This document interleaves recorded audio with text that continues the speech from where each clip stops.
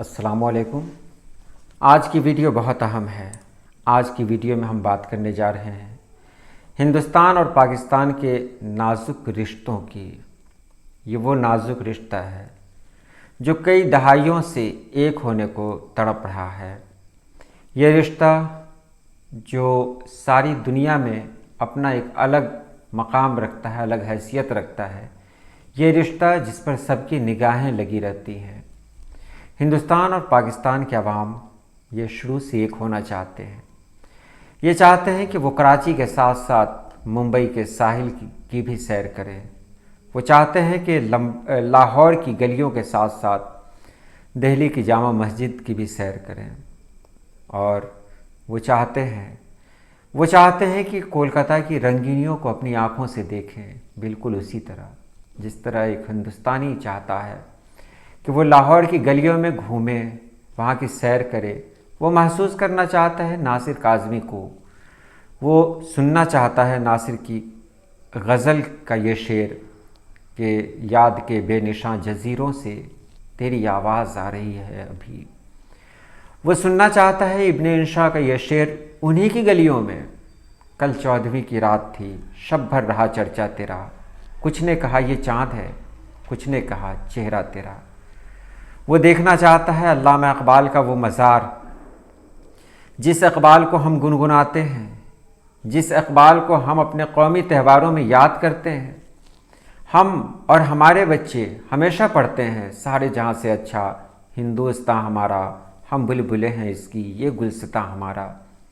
ہم دیکھنا چاہتے ہیں وہ جگہ کہ اتنا خوبصورت نغمہ لکھنے والا وہ شخص کہاں ابدی نیند سو رہا ہے۔ ہم چاہتے ہیں کہ ہمارے ملک کے رشتے ایک ہو جائیں، ہم دونوں ملک ایک ہو جائیں۔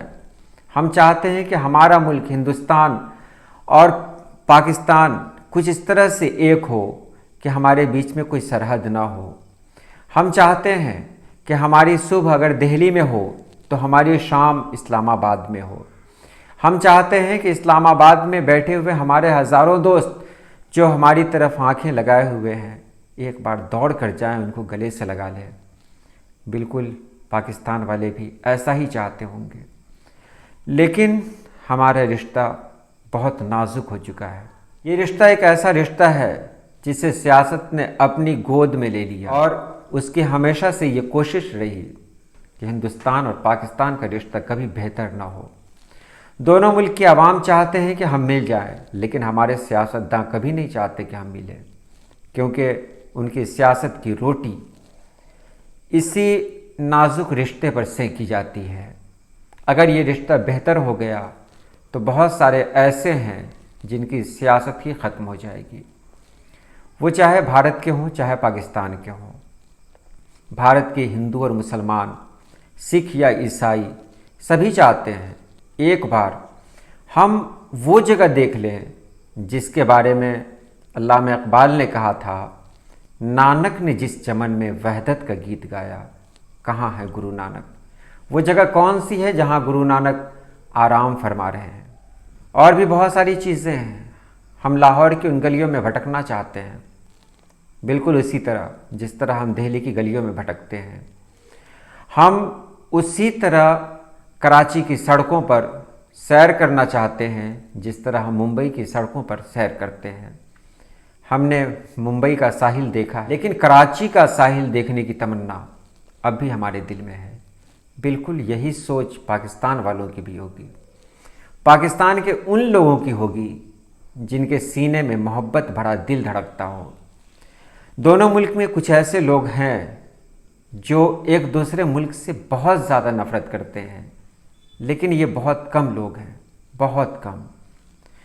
ہمارا ملک ایسا ہے کہ ہم نے راحت فتح علی خان کو اپنے یہاں جگہ دیا۔ ہمارا ملک ایسا ہے کہ ہم نے عدنان سمیع کا ویلکم کیا۔ ہمارا ملک ایسا ہے کہ اگر ہمارے یہاں غلام علی صاحب آتے ہیں تو ہم ان کے استقبال کے لیے کھڑے ہو جاتے ہیں۔ تو ہم کیوں نہیں چاہیں گے کہ ہم دونوں ملک ایک ہو جائیں؟ ہاں، ہم چاہتے ہیں۔ اس تقسیم نے ہم سے بہت کچھ چھین لیا۔ اگر میں اپنی بات کروں تو پروین شاکر، جن کا تعلق میرے علاقے سے تھا، وہ ہم سے دور ہو گئی، اور بھی بہت سارے لوگ ہیں جو ہندوستان سے پاکستان چلے گئے، ظاہر سی بات ہے شوق سے نہیں گئے ہوں گے، کیونکہ اے وطن تیری محبت کی قسم، میری فطرت ہے محبت کرنا، گھر میں ہے بھوک کا سایہ ورنہ، چاہتا کون ہے ہجرت کرنا۔ کچھ مجبوریاں ایسی بھی ہوتی ہیں جو بھوک سے بھی آگے کا درجہ رکھتی ہیں۔ یہ چلے گئے اور جانے کے بعد جب ہم ان کو پڑھتے ہیں تو لگتا ہے کہ ہمارا ہی کوئی بچھڑا ہوا ہے جو کہیں سے آواز دے رہا ہے کہ آ جاؤ، ہم اب بھی تمہارے انتظار میں ہیں۔ پتہ نہیں ہم کب ایک ہوں گے، لیکن ایک امید ہے کہ کبھی نہ کبھی ہم ایک ہوں گے۔ ہمارے قلمکار نے ہندوستان اور پاکستان کے رشتوں پر بہت کچھ لکھا۔ جب احمد فراز بھارت آئے تھے تب انہوں نے ایک نظم لکھی تھی۔ وہ نظم کون سی تھی؟ گزر گئے کئی موسم کئی رتیں بدلیں، اداس تم بھی ہو یارو اداس ہم بھی ہیں، فقط تم ہی کو نہیں رنجے چاکے دامانی، جو سچ کہو تو دریدہ لباس ہم بھی ہیں۔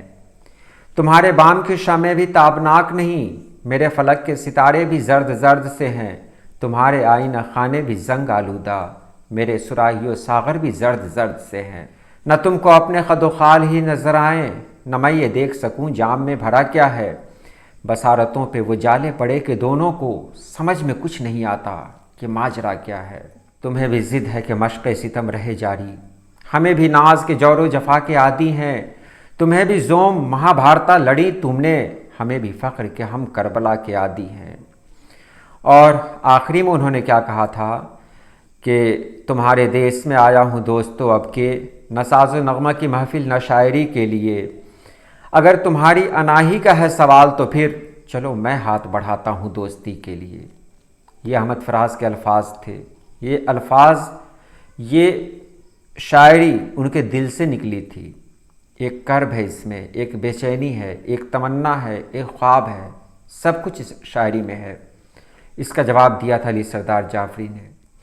تمہارا ہاتھ بڑھا ہے جو دوستی کے لیے، میرے لیے ہے وہ ایک یار غم گسار کا ہاتھ، وہ ہاتھ شاخ گلے گلشن تمنا ہے، مہک رہا ہے میرے ہاتھ میں بہار کا ہاتھ، خدا کرے کہ سلامت رہیں یہ ہاتھ اپنے، عطا ہوئے ہیں جو زلفیں سنوارنے کے لیے، زمیں سے نقش مٹانے کو ظلم و نفرت کا، فلک سے چاند ستارے اتارنے کے لیے۔ زمین پاک ہمارے جگر کا ٹکڑا ہے، ہمیں عزیز ہے دہلی و لکھنؤ کی طرح، تمہارے لہجے میں میری نوا کا لہجہ ہے، تمہارا دل ہے ہنسی میری آرزو کی طرح، کریں یہ عہد کے اوزار جنگ جتنے ہیں، انہیں مٹانا ہے اور خاک میں ملانا ہے، کریں یہ عہد کے ارباب جنگ ہیں جتنے، انہیں شرافت و انسانیت سکھانا ہے۔ جئیں تمام حسینان خیبر و لاہور، جئیں تمام جوانان جنت کشمیر، ہو لب پہ نغمہ و مہر و وفا کی تابانی، کتاب دل پہ فقط حرف عشق ہو تحریر، تم آؤ گلشن لاہور سے چمن بردوش، ہم آئے صبح بنارس کی روشنی لے کر، ہمالیہ کی ہواؤں کی تازگی لے کر، پھر اس کے بعد یہ پوچھیں کہ کون دشمن ہے؟ کوئی دشمن نہیں ہے، ہمیں دشمن بنایا جا رہا ہے، ہمیں احساس دلایا جا رہا ہے کہ ہم دونوں ایک دوسرے کے دشمن ہیں۔ دشمن نہیں ہے، ایک عام انسان کو اس سے مطلب ہی نہیں ہے، وہ سیاست جانتا ہی نہیں ہے، وہ روٹی سے آگے آج بھی نہیں جا پایا، اس کے سامنے سب سے بڑا مسئلہ روٹی ہے، اس کے سامنے جینے کے لیے بس دو ہی چیزیں ہیں، ایک روٹی اور دوسری چیز ہے محبت۔ روٹی تو دونوں ملک کے عوام کو مل جاتی ہے، لیکن محبت سے آج بھی دونوں کے دامن خالی ہیں۔ ہاں، ہم یہ بھی جانتے ہیں کہ ہمارے ملک بھارت میں بہت سارے ایسے لوگ ہیں جو نہیں چاہتے کہ ہمارا رشتہ پاکستان سے مضبوط ہو۔ بالکل اسی طرح پاکستان میں بھی کچھ ہوں گے جو یہ کبھی نہیں چاہتے ہوں گے کہ پاکستان کا رشتہ بھارت سے مضبوط ہو، لیکن ایسا کرنا ہوگا۔ یہ چند لوگ، یہ مٹھی بھر لوگ ہمارے جذبات کے ساتھ کھیل رہے ہیں اور ہم تماشا دیکھ رہے ہیں، بالکل اسی طرح جیسے کہ ہمارے ہاتھ میں کچھ نہیں ہے۔ ہاں، ہمارے ہاتھ میں کچھ نہیں ہے، لیکن جس کے ہاتھ میں ہے ہم اس سے دعا کر سکتے ہیں کہ اے اللہ کچھ ایسا کر دے کہ یہ دونوں ملک ایک ہو جائے اور ہم میں جو دشمنی ہے وہ دشمنی ختم ہو جائے، ہمارے خزانے جو سرحدوں پہ ختم ہوتے ہیں، ہماری جانیں، ہمارے لہو جو سرحدوں پہ بہہ جاتے ہیں، یہ لہو بچ جائے، اور وہ مائیں جو اپنے بچوں کو بہت ناز سے پالتی ہیں، پالنے کے بعد ان کو سرحدوں پہ بھیجتی ہیں، ان ماں کے لال کو کچھ نہ ہو، ان ماں کے لال کی زندگی سلامت رہے، اور ایسی نوبت ہی نہ آئے کہ ان دونوں سرحدوں کے بیچ کوئی حفاظت کے لیے کھڑا ہو۔ دعا کرتا ہوں کہ یہ آواز لاہور تک جائے، یہ آواز کراچی تک جائے۔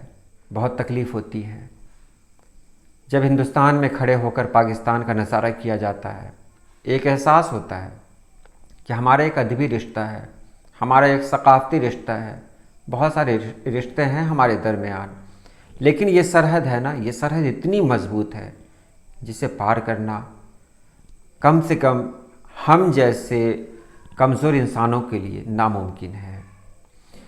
صرف 20 کلومیٹر کی دوری پر کوئی ایسا شہر بھی ہوتا ہے جو پاکستان کا ہوتا ہے، ہم سوشل میڈیا کے ذریعے وہاں سے جڑے رہتے ہیں، وہاں کی گلیوں کو دیکھنا چاہتے ہیں، وہاں کے لوگوں کے ساتھ وقت گزارنا چاہتے ہیں، وہاں کے کسی نکڑ پہ بیٹھ کے چائے پینا چاہتے ہیں، وہاں کسی کتب خانہ کے پاس جا کر کوئی کتاب لینا چاہتے ہیں، ہم وہاں کے بازاروں میں گھومنا چاہتے ہیں، لیکن یہ سب خواب لگتا ہے، بالکل خواب۔ تو اللہ پاک سے دعا ہے کہ اللہ پاک ان دونوں ملکوں کے حکمراں کو وہ طاقت دے، وہ حوصلہ دے، وہ جذبہ دے، وہ عقل دے کہ وہ اس کے لیے قدم اٹھائیں، وہ اس کے لیے کوشش کریں، اور جب وہ کوشش کریں گے تو ضرور یہ مسئلہ حل ہو جائے گا، اور پھر جب یہ سرحد ختم ہوگی پھر ہم دونوں بچھڑے ہوئے لوگ آپس میں مل جائیں گے۔ آج کے لیے اتنا ہی۔ اللہ پاک آپ سبھی لوگوں کو خوش رکھے، آباد رکھے۔ اللہ حافظ۔